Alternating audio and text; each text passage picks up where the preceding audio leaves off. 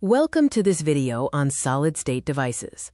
Today, in our B.Tech ECE course, we are exploring the non-ideal effects in bipolar junction transistors.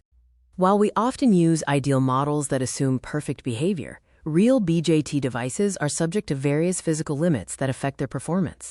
One such effect is the early effect. When a reverse voltage is applied, the depletion region widens, which causes the effective base width to become narrower. As the base narrows, electron recombination is reduced, which in turn leads to an increase in collector current as shown in the characteristic curves. Another critical phenomenon is breakdown. At high voltages, charge carriers are accelerated to the point where collisions can knock free new electrons. This avalanche process creates massive current spikes and can cause the transistor to reach its breakdown voltage, which is specified in maximum ratings. Thermal effects are also significant. Transistors generate internal heat during operation, which increases the beta and leakage current of the device.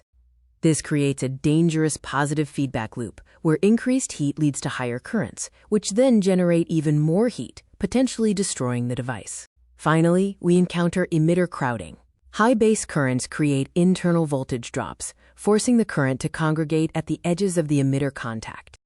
This table summarizes these non-ideal effects: the early effect, breakdown, and thermal runaway, along with their triggers, mechanisms, and consequences.